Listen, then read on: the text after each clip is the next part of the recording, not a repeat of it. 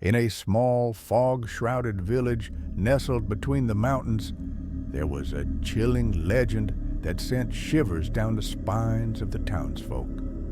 It was said that on moonless nights, a ghostly carriage would roam the winding roads, pulled by spectral horses and driven by a shadowy figure.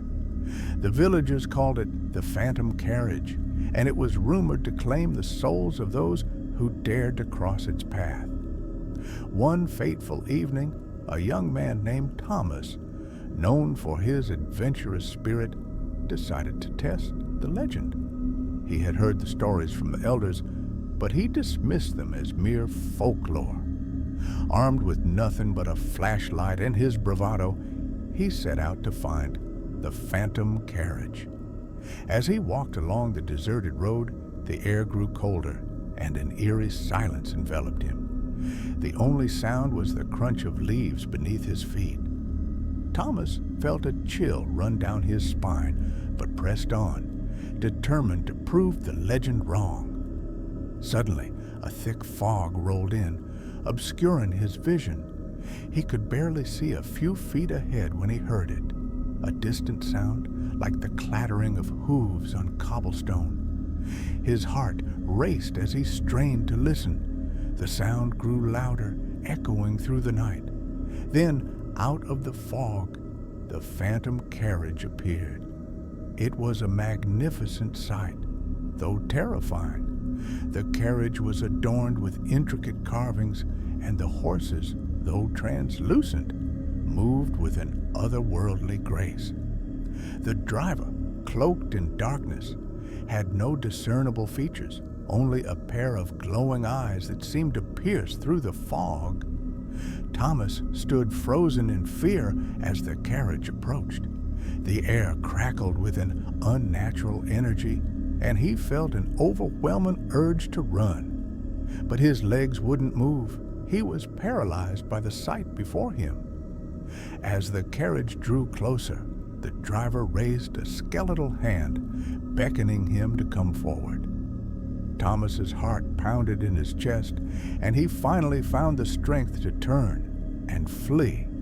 He sprinted down the road, the sound of the hooves echoing behind him, growing louder and more frantic.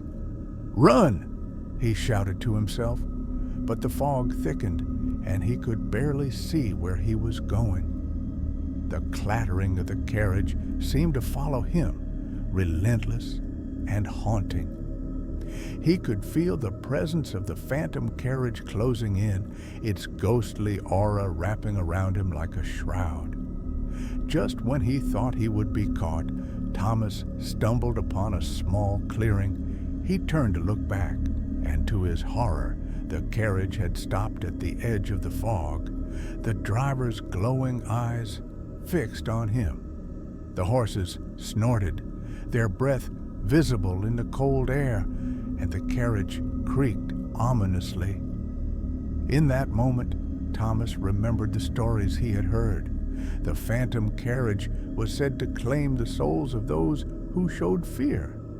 Gathering every ounce of courage, he stood tall and shouted, "I am not afraid of you." The driver tilted its head, and for a moment, the world fell silent. The fog began to dissipate, and the carriage seemed to waver, as if unsure of its next move. Thomas took a step forward, his heart racing, but his resolve firm. "Leave this place," he commanded, his voice echoing through the clearing. "You have no power over me." To his astonishment, the Phantom Carriage began to fade, the horses whinnying softly as they retreated into the fog. The driver's eyes dimmed, and with a final mournful sound, the carriage vanished into the night. Breathless and shaken, Thomas stood alone in the clearing, the weight of fear lifting from his shoulders. He had faced the legend and emerged victorious. As he made his way back to the village, he couldn't shake the feeling that the Phantom Carriage would always linger in the shadows, waiting for the next soul to challenge its power.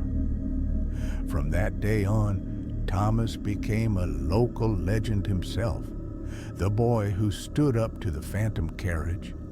But he knew deep down that the ghostly figure would never truly be gone. And on moonless nights, he could still hear the distant sound of hooves echoing through the fog, a reminder of the darkness that lurked just beyond the light.